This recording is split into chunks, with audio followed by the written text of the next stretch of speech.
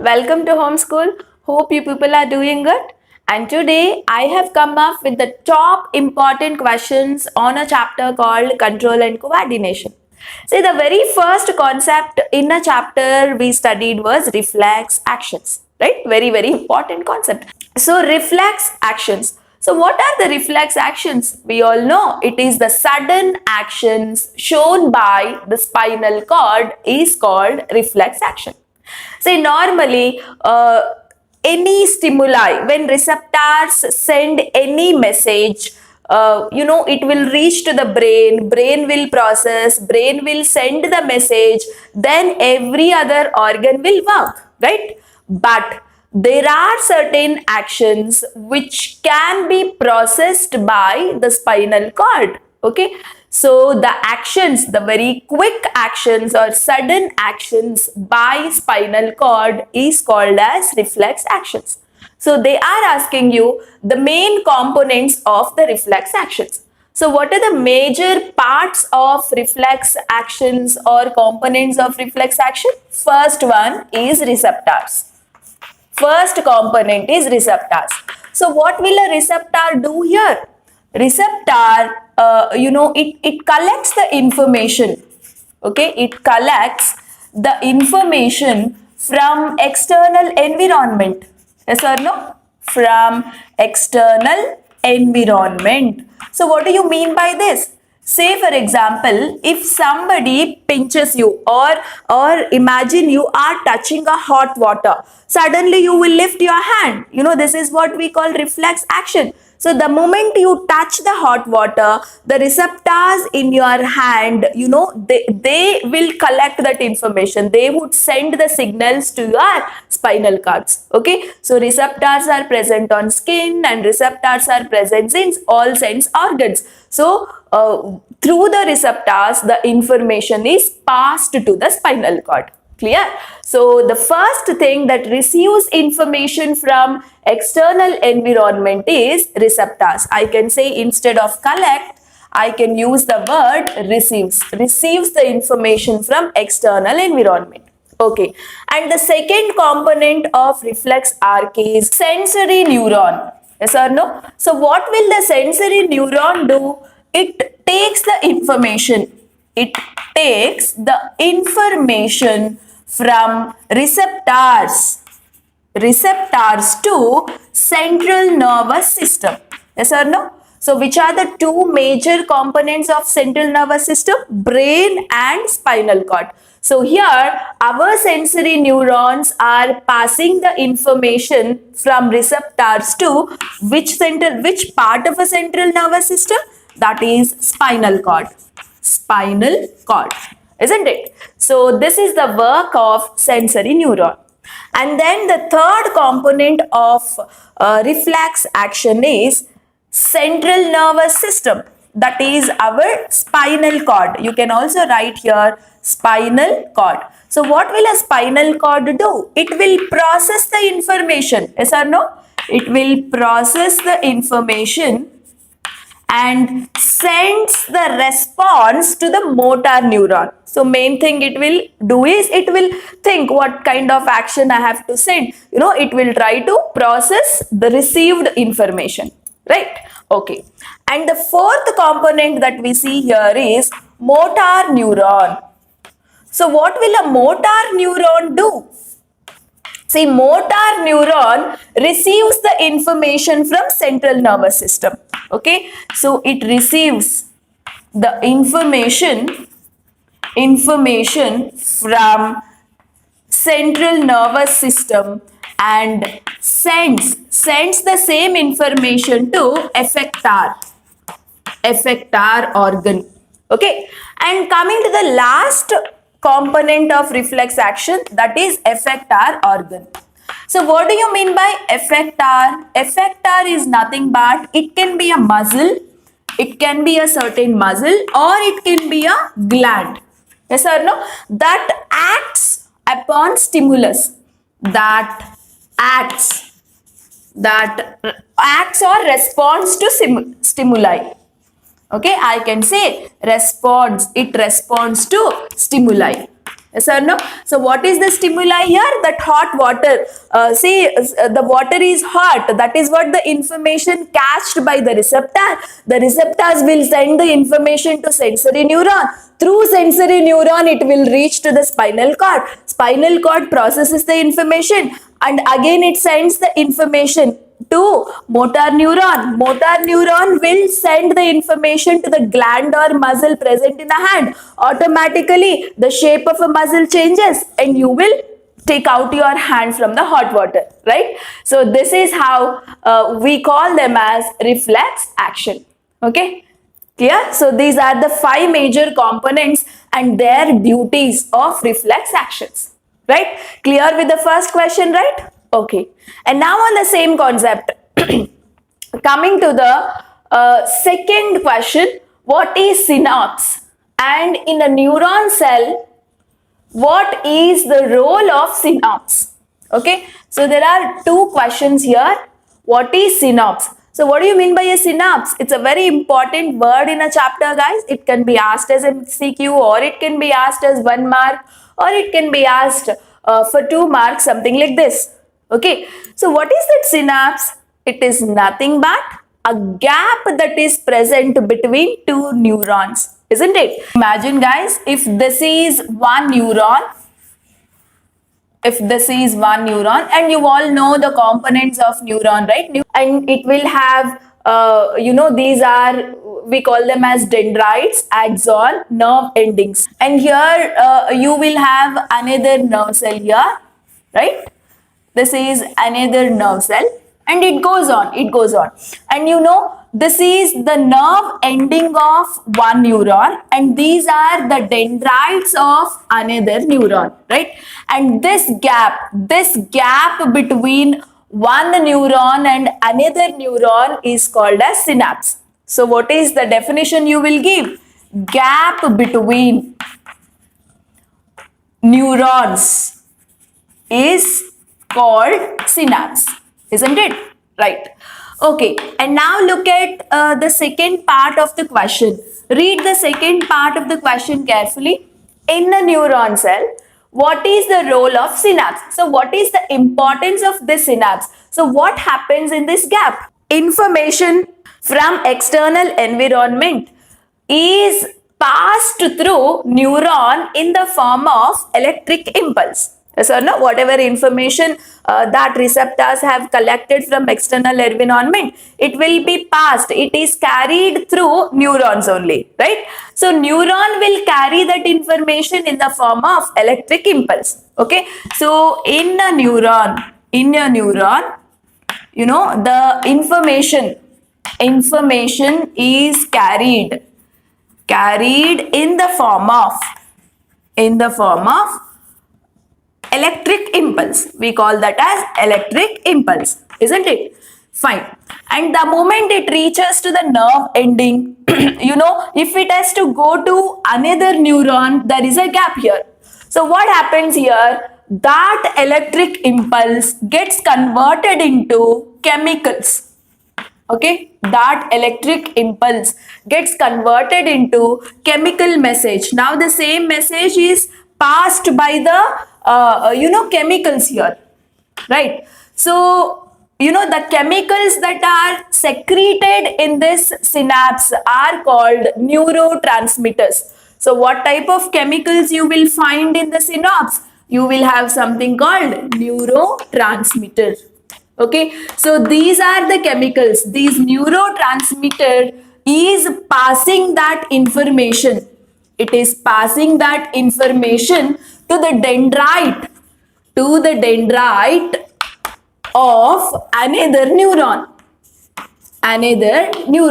So once that chemical information, whatever the information the neuron has carried, as an electric impulse, that when it reaches to the nerve ending, it gets converted into chemical message. That means chemicals are passing that message to another neuron now. Which type of chemicals are there present at the synapse? You will have neurotransmitters. So these neurotransmitters are passing that information to dendrites of another neuron, and the moment information reached to the dendrites, and the information is again getting converted into electric impulse, and that way that electric impulse would be passed on to next neuron. Okay, so the same thing continues. If there was another neuron here, again in the gap, the moment the electric impulse reaches the nerve ending, it would get converted into chemicals, right? Neurotransmitters are passing that information to the dendrite of another neuron, and there again the chemical thing is getting converted into electric impulse. So that way the message that was collected by the receptors are getting passed through neurons, and it will reach to central nervous system for the processing of information, isn't it? So that is what happens in the synapse. So that is the importance of synapse. Okay, so what is the answer you will mention there? So in a synapse, there are certain chemicals generated the moment information is reached to the nerve ending. What are the names of those chemicals? Neurotransmitters. So these neurotransmitters passes the information to the dendrite of another neuron. Okay, so this has to be the answer for this question. Let us see next question. Look at the third question. Which part of the brain controls involuntary actions? After reflex actions, the second aspect of the chapter is human brain. So we have studied how to draw a human brain, different parts of human brain, and which part of a brain does what work. All this was beautifully explained in my video, on which the link is provided in the description. Please have a click on a link so that you get detailed information about human brain.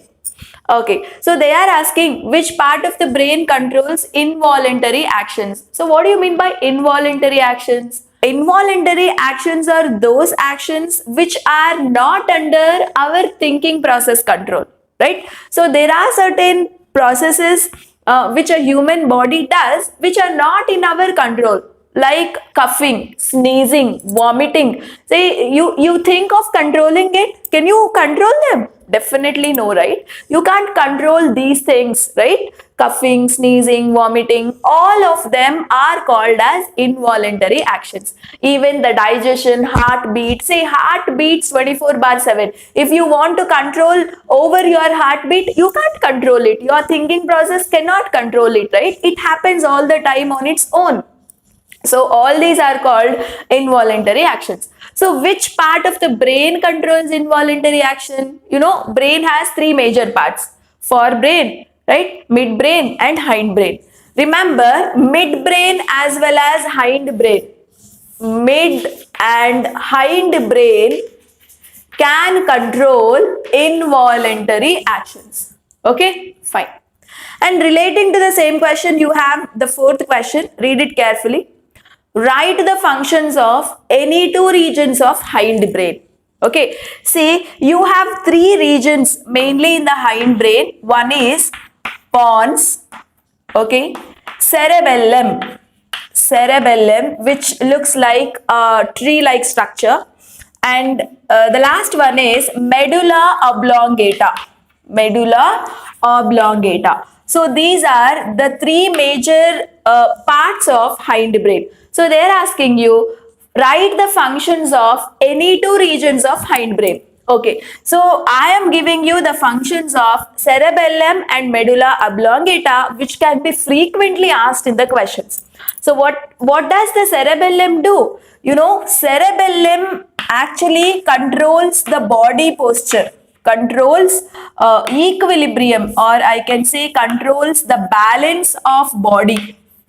Okay, it can control the balance of body, or I can say equilibrium of different body parts, right? And it maintains the posture. Body posture also is controlled by which part of a brain? Hindbrain, again in that cerebellum.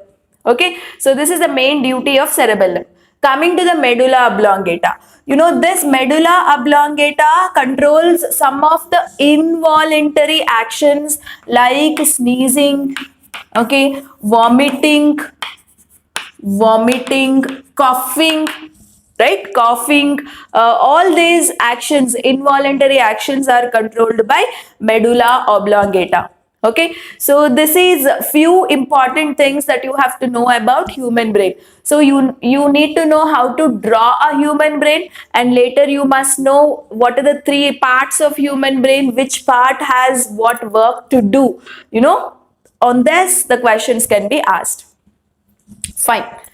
So after completion of the concept human brain, I am going for the various hormones that are present in the human system, right? You have various glands like thyroid gland, pancreas is there, and then pituitary gland is there. So each and every gland will secrete a certain hormone which will do a particular work inside a body, right? So over secretion of hormone leads to a disease, under secretion of hormone also leads to a disease. So all this was very nicely explained in the video. Please go to the link and have a look. Okay, fine.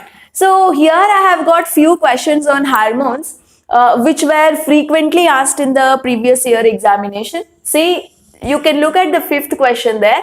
Name the hormones that are released in human males and females when they reach puberty. Okay, so at the age of 13, 14, both in human males and females, there are certain hormones gets generated which is responsible for secondary characters in both males and females, right?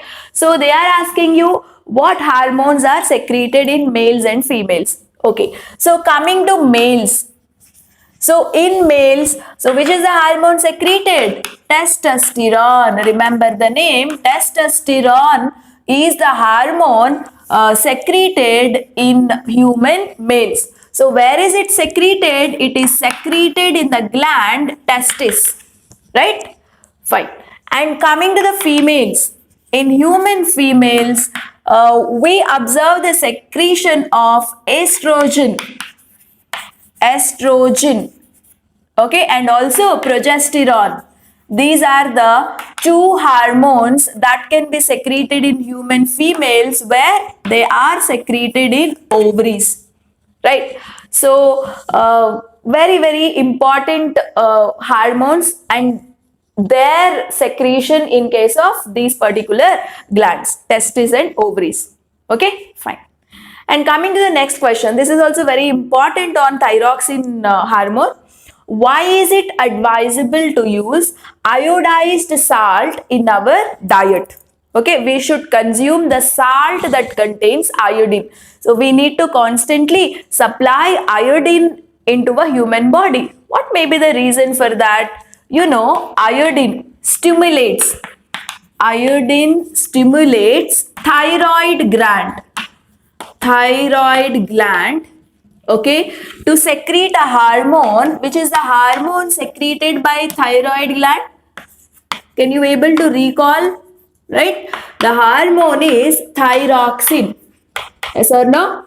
So thyroxine hormone is the one secreted in thyroid gland, and if a thyroid gland have to secrete thyroxine, it has to get stimulated with the help of iodine. Okay, say if you don't take iodine in your diet, you know what happens? You will observe a disease called goiter. Goiter is the disease observed, right? What do you mean by goiter? Enlargement of thyroid gland is called goiter. So these are some famous questions that I got from hormones. Okay, let us go for the next concept now. Coming to the sixth question, guys. Sixth question, seventh question are purely based on the plant movements and plant hormones. Okay, so we studied the tropic movements of plants, a very very important concept, right? So let us see a question on that. Write one example each for the following tropic movements. Say there are various tropic movements, right? Phototropism, hydrotropism, geotropism, chemotropism, thigmotropism. Yes or no? So what do you mean by phototropism? The plant part which is moving towards the light. Photo is light. Moving towards the light is called phototropism. What do you mean by geotropism? The plant part moving towards the earth, right? Say for example roots. This particular movement of plant part towards the earth is called geotropism. Geo is what? Earth. Okay. Hydrotropism, The plant part which is moving towards water is hydrotropism, right? What is chemotropism? The plant part which is moving towards certain chemicals, that is what chemotropism. And thigmotropism, right? What do you mean by thigmotropism? The plant part that is moving towards the touch, which is sensitive to the touch. For example, climbers. When you give certain support, the plant part moves around the support, isn't it? So sensitive to touch. That is what we call thigmotropism. Thigmo in the sense touch, sensitive to touch. Fine. And now they are asking one example each for a tropic movement.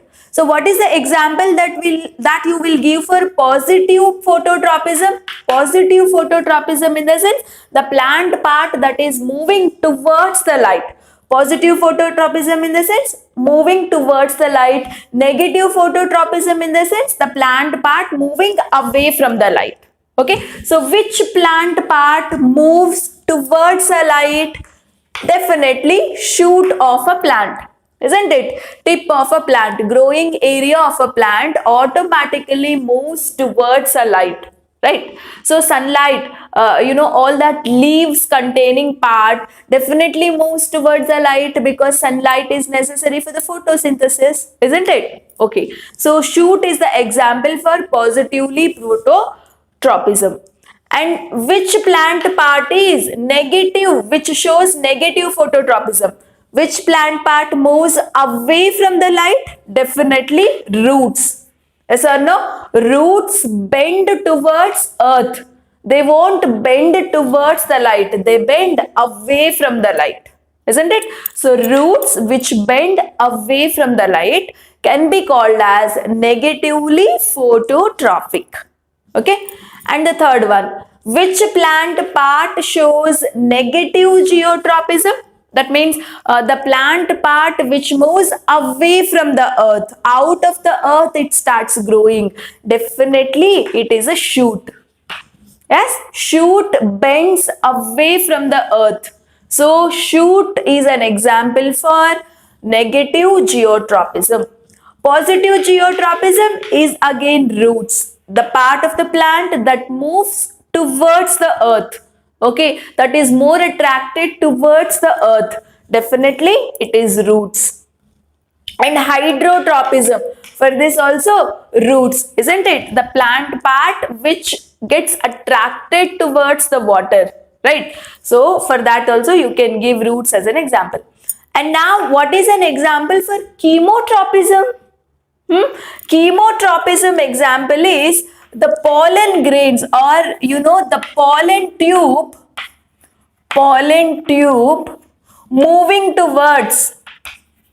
moving towards ovules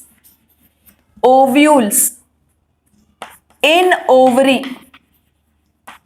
Okay, yes or no? You have observed this in case of plant sexual reproduction, right? Pollen grains which are coming and staying on the, this is what the female reproductive part of a plant, isn't it? This we will call it as stigma. This is stigma and this is style, right? And this is ovary. So what happens when pollen grains come and settle on stigma? A pollen tube, that gets generated and it moves towards the ovules. Ovules are there inside. See the pollen grain, this is the male gamete that has to meet the female gamete, isn't it? How will a male gamete meets female gamete? That has to pass through pollen tube. How will a pollen tube grow? It will grow towards, it grows towards the ovule. It's because, say, in the ovary there secretes chemicals. Okay, so here certain amount of chemicals get secreted that attracts the pollen tube to grow longer and longer towards the ovules, right? Say something is growing in favor to the chemicals, right? Something is growing because of the chemicals, that is attracted to chemicals. That is what we call chemotropism, Okay, so the best example, try to remember guys, it's very important. So pollen tube moving or growing towards ovules. Where are the ovules present? They are present inside the ovary. Clear? So this is the best example for chemotropism. Right? So here we got to know various plant movements, their meaning and their examples. Very important concept. Okay. And based on the same concept, you have the next question here. Why do plant shoots bend towards light? Okay, so can you tell me why the plant shoots bend towards light? Why they are positively phototropic? It is because of the hormone called auxins. Okay, it's because of which hormones? Auxin. So what actually happens is whenever sunlight falls, say for example, this is a certain stem or shoot of a plant having certain leaves and it has bent towards the sunlight, right? So what actually happens? Wherever the sunlight falls on a plant body, there the auxins are rich. Okay, these auxins will move on to the darker areas of the plant. Okay, see where in this part of a plant sunlight is falling. So auxins from this part is moving to the darker area of the plant. Okay, so in this darker area, the auxins will stimulate the cells to grow. Okay, it will stimulate the cells to grow, right? So as the cells grow, the plant part, this part of a plant also grows and that again bends towards the sunlight. So this is what actually happens, right? So the same question can be asked in a different way. See, how concentration of auxins stimulate the cells to grow longer on the side of shoot which is away from the light, right? So how is the shoot away from the light is also growing? It is because the auxins are spreading to a darker area of a plant. Darker area in the sense, the area which is not exposed to sunlight. Okay, so auxins are going from the area where it is exposed to sunlight to, they are going to the area which is not exposed to sunlight. So the moment auxins goes and concentrated, I mean you have lots of auxins here, so that stimulates the cells in the darker area, that causes the growth in that area and automatically the entire shoot can bend towards sunlight. Okay, so this is the answer for our 7th question. Clear everybody?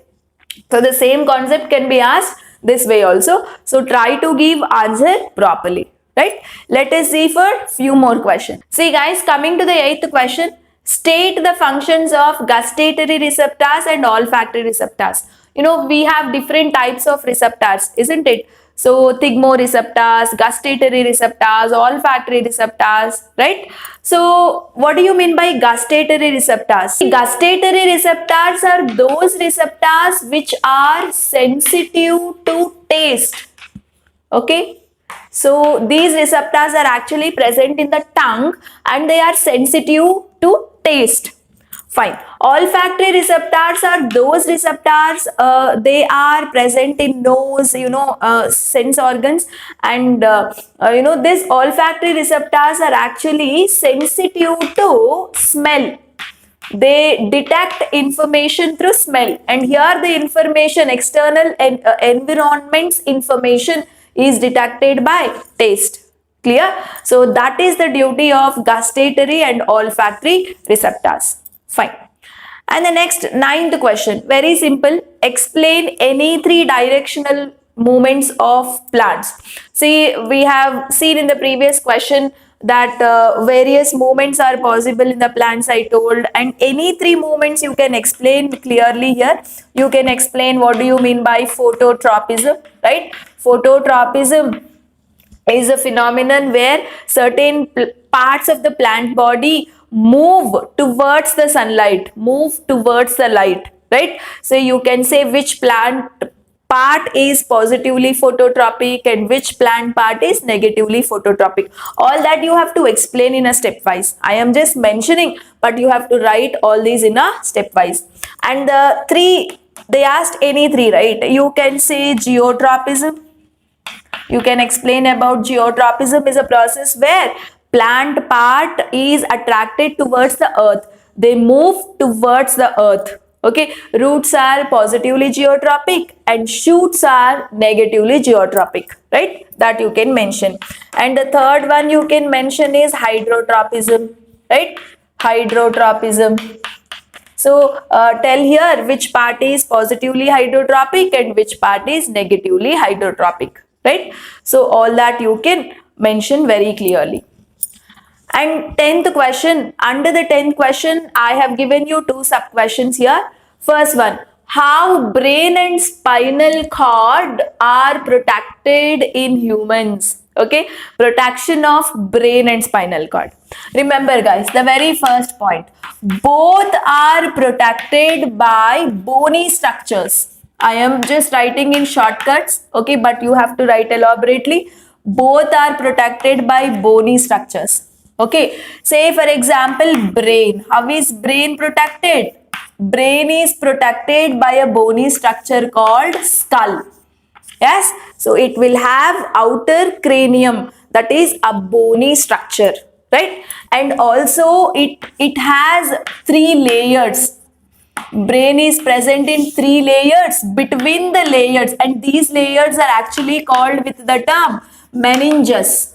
Okay, so the three layers that is surrounded by brain is called inside the skull. Okay, outer part of the brain is protected by the skull. So if you go inside the skull, you will have three layers. We call with the name meninges. And between the layers, again to provide a cushionary effect for the brain, we have a liquid called cerebrospinal liquid. Cerebrospinal liquid, isn't it? So this is what you have to explain very neatly. Okay. So what is the first point you will read? Both are protected by bony structure. Brain is protected by the bony structure called skull. Inside the skull you have three layers. We call it as meninges. And between the meninges layers you will have a liquid called cerebrospinal liquid. And this liquid is the one which gives a cushionary action for the brain. Okay, so that is how brain is protected. Fine. And coming to the spinal cord. So how is the spinal cord protected? Spinal cord is also protected by the bony structure called backbone. We call so-called backbone or vertebral bone, right? Say this is how you have to write for this question. Clear? Coming to the last question. Name the master gland present in brain. Which is the master gland? Pituitary gland is called as master gland, isn't it? So here all the glands and which gland secretes what hormone, what is the function of that hormone is a very, very important question. You know, for the state board examination about the glands and hormones, compulsory 3-mark question can be asked. So you have to be very careful with all the glands and their secretions. So their secretions are called as hormones. So which hormone does what work? Okay, and by the deficiency of hormone there are certain diseases caused. So what disease is caused by the deficiency of which hormone? This is also very, very important. So clearly it is explained in my video. Go to the description where the link of playlist of this chapter is provided. You can watch all the videos and get 100% clarity. So with this, I am completing a chapter called Control and Coordination. Okay, so here are the most two common type of questions that can be asked for SSLC board. You are not supposed to neglect this. And before we proceed with the concept, give a big thumb. Okay, I mean like the video and share the videos as much as possible. And coming to the two questions that I have listed on a board. The first question is show the traits may be dominant or recessive. Okay, so this is an indirect way of asking monohybrid cross. Okay, so you have to explain monohybrid cross. Okay, so whenever this question comes, you have to do a workout on monohybrid cross. Or the question can also be asked this way, like they'll mention the genotype. Say a tall plant having capital T crossed with a dwarf plant with the genotype small t. Okay, so explain F2 generation with the help of checkerboard. Okay, so this is a direct way of asking monohybrid cross, whereas this is the indirect way of asking monohybrid cross. So you have to do a workout. Nothing is there to write as a essay type of answer. Okay, so you just have to follow the flow chart. Say what you will take, capital T crossed with small t. Okay, you can do this along with me. Take a pen, paper, it becomes a practice. Please do monohybrid cross, both F1 generation and F2 generation. So now I am starting with the F1 generation. So here in the F1 generation, you will get all tall varieties. Okay, you have to mention all F1 plants are tall. Okay, so now for writing F2 generation, you will take the same genotype. Okay, so you will do a self pollination of plants here. Okay, so capital T small t, and what are the gametes? So alleles will get separated in the gamete. Capital T small t is another allele. Here also capital T allele, small t allele gets separated during gamete formation. And now the checkerboard. Okay, so doing checkerboard is very simple.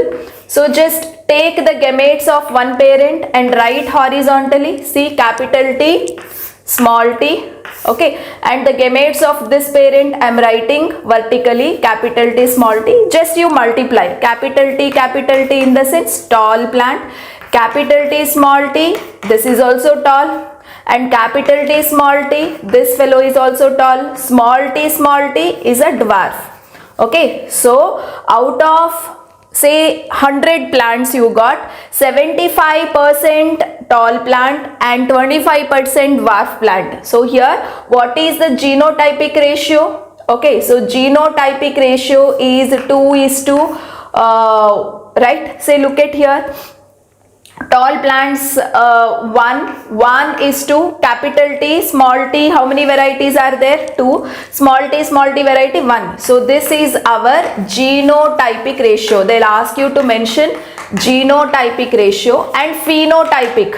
Okay, so for physical appearance, how do they look? Capital T, small t, all the three varieties are tall, right? So 3:, dwarf plant is 1. This is our phenotypic ratio. So on phenotypic and genotypic, separate MCQs also can be framed. You have to be careful. So this is the workout you have to do. Okay, for monohybrid cross, or question can be asked this way and you have to be careful. So if the question is asked this way, at the end you add conclusion here. Okay, so what is the conclusion you will add? Dominant trait will get expressed in the future generation. Okay, so whereas the recessive trait, that is capital T, is non-expressive. Okay, so this much if you can mention as a conclusion, that is more than enough. Okay, so this is all about monohybrid cross. And now look at this question. So I'll erase this. And this question is a very frequent and commonly asked question for SSLC board actually. Show the traits are independently inherited. That means you have to explain dihybrid cross here. You have to explain dihybrid cross. Okay, so you have to take, like in your textbook itself, that example is there. You have to take plants with round yellow seeds. Okay, so round yellow seeds crossing with wrinkled green seeds. Wrinkled green seeds. This example you take and explain. Okay, round yellow. Round is a dominant character, so capital R, capital R. Yellow is a dominant character, capital Y, capital Y. And here wrinkled, small r, green, small y. Okay, so this is their genotypes. Sometimes they'll give the genotypes and they'll ask you to mention the number of varieties that you get in the F2 generation. They'll ask you to put a checkerboard for F2 generation. Okay, so here in the F1 generation directly I'm writing capital R, capital Y, small y. So that means all F1 plants have got round yellow seeds. Okay, round yellow. So now on doing self pollination, see capital R, capital Y, small y, capital R, capital Y, small y. Okay, so here the gametes are 4 different varieties. This allele can stay with this allele, so gamete can have these 2 alleles. This one can stay with this, so capital R, small r, capital Y. Okay, small r, small y. Okay, so these are the gametes possible, and for this parent also, since it is also having same genotype of this parent, same gametes are possible. Okay, so how do you write the checkerboard? Gametes of this plant, horizontally you put capital R, capital Y, capital R, small y. Okay, small r, capital Y, small r, small y. Like this, the same gametes put vertically also, capital R, small y. Okay, capital R, small y, R, Y and R, Y. So you just have to multiply and you will be getting, 9:2, right? I'm not filling all this because that's easy, just a matter of multiplication. Okay, so 9:3:3:1 is the phenotypic ratio. And don't worry, they will not ask you genotypic ratio for dihybrid cross. Okay, so they'll never ask you genotypic ratio. No need to find it out. Just remember the phenotypic ratio will be asked.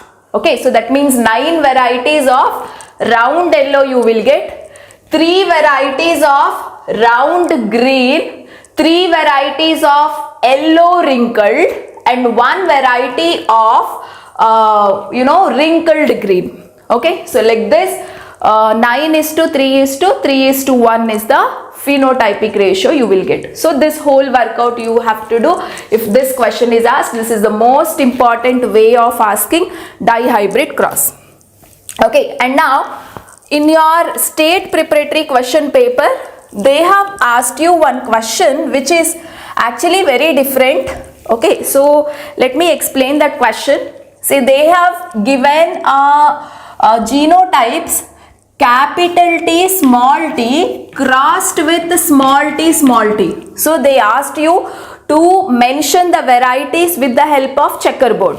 Okay, so these were the genotypes they gave in a question paper. They said that a plant having genotype capital T, small t crossed with a plant having genotype small t.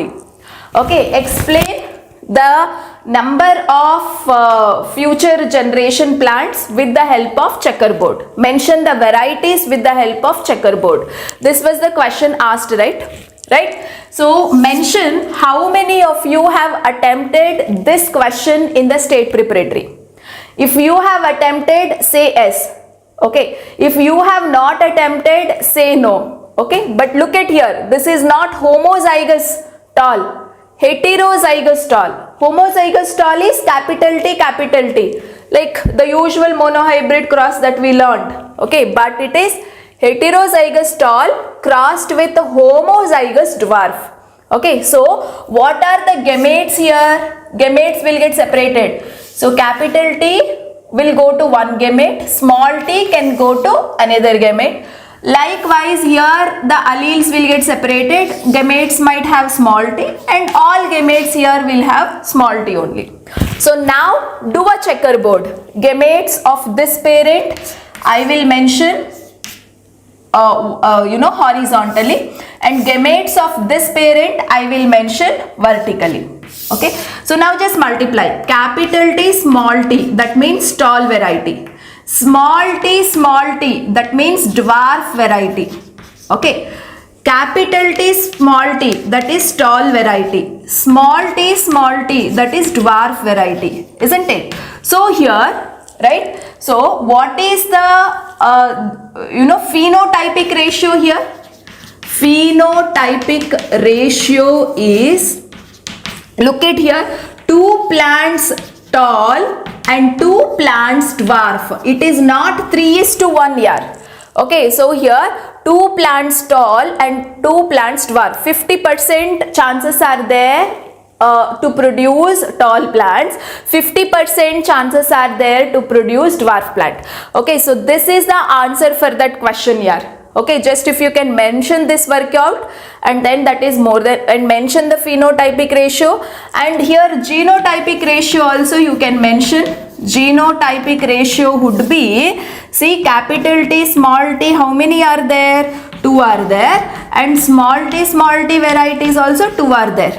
Phenotypic ratio 50-50%, genotypic ratio is also 50-50%. Okay, so this is the answer. So if you have understood this question, say yes. Yes, I have understood. Okay, so you have to carefully see in a question what genotype they have mentioned. Okay, fine. So that is all about monohybrid and dihybrid cross related question that can be asked in the examination. Okay, and after this, sex determination in humans. Okay, so this concept is also very important, right? So first they might ask you, what are the sex chromosomes present in male? So in male, XY are the sex chromosomes, okay, in male, and in female, XX are the sex chromosomes, right? So how are sex of the child, how is sex of the child determined in humans? If this question is asked, this is how you have to write the answer. XY, that is male, okay, crossed with XX, that is female. Okay, so here the gametes are X. You can have a gamete having X chromosome, or you can have a gamete having Y chromosome. Here all gametes will have X chromosome only. Okay, so when this gamete of a father containing X chromosome combines with the gamete of mother, you will have XX, that is, there is a chance of girl child.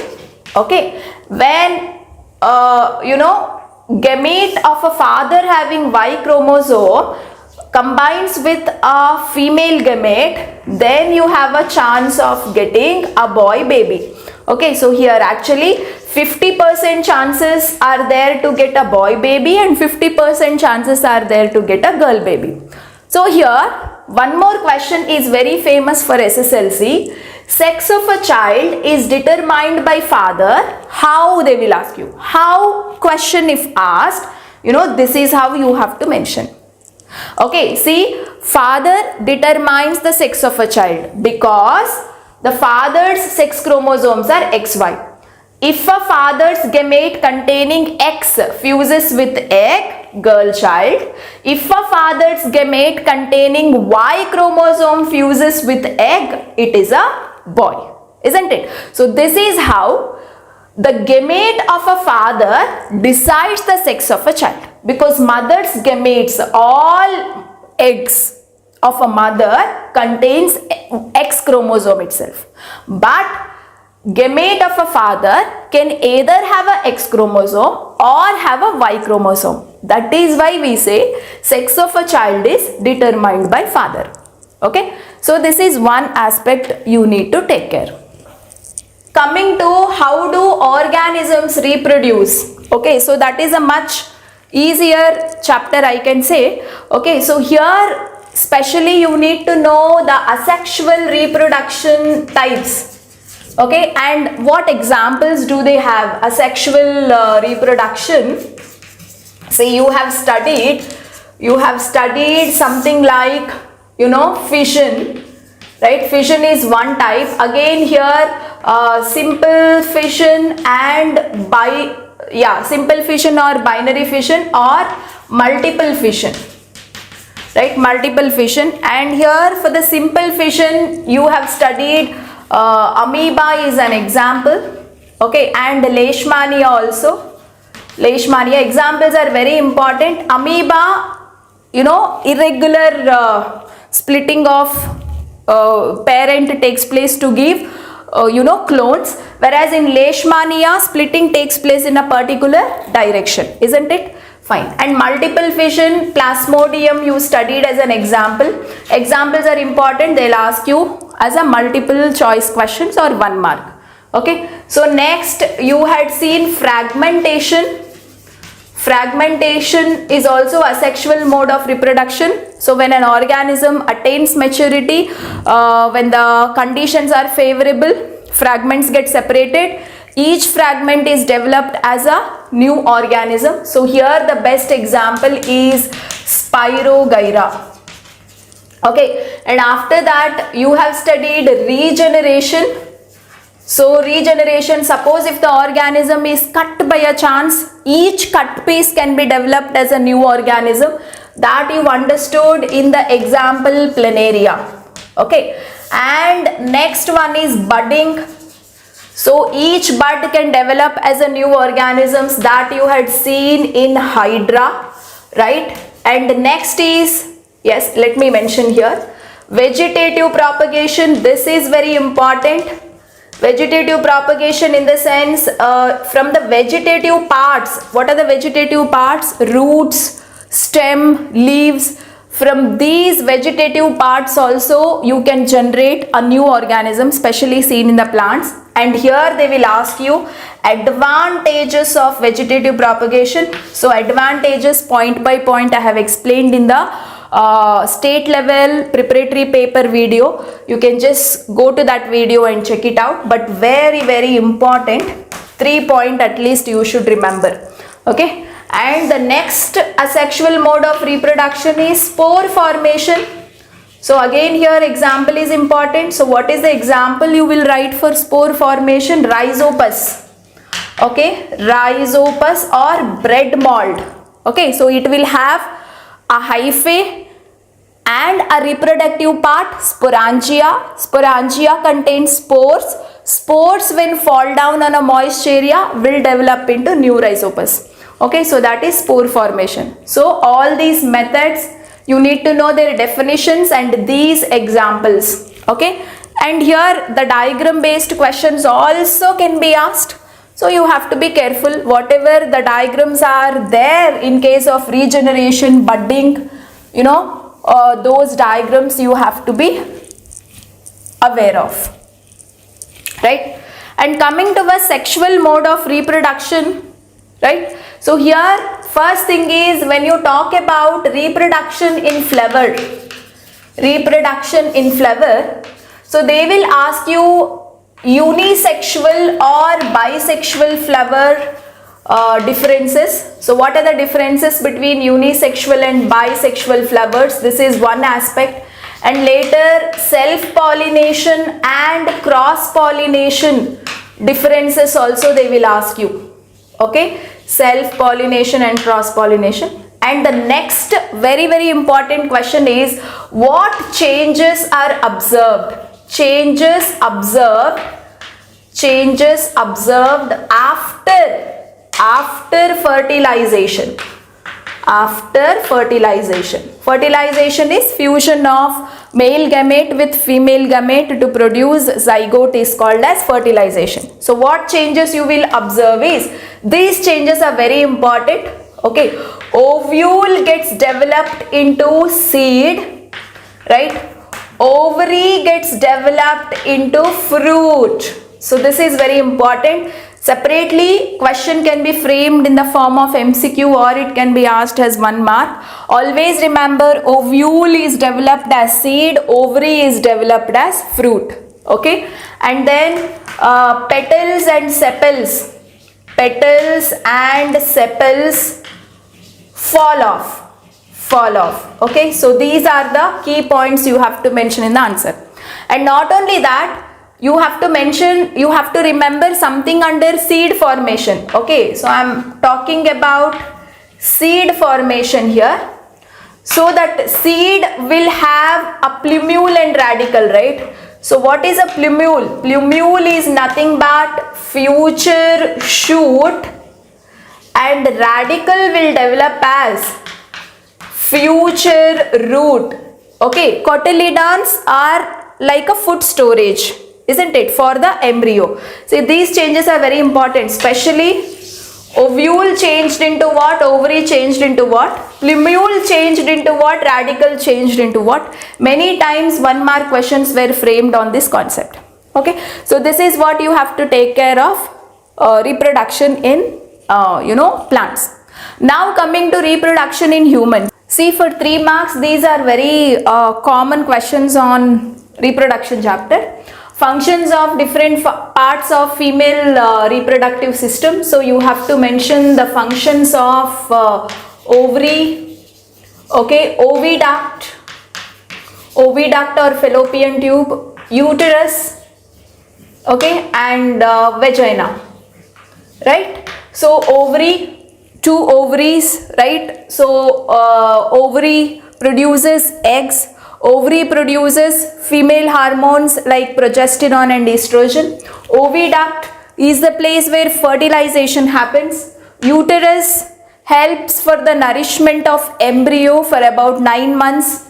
Okay, vagina through which the entry of sperms takes place. So this is how you can mention. Similarly, male reproductive system also different parts like testis, associate glands, which are very important, associate glands function, and then vas deferens and penis. Okay, so testis, sperm production takes place, and then testosterone hormone production, associate glands, seminal vesicles, right, and the prostate gland. So both of them produces a liquid which helps in the easy transport of sperm. Not only that, the liquid provides nutrition to sperms. Okay, vas deferens is a pipe-like structure through which passage of sperms takes place. Okay, so all that you can mention.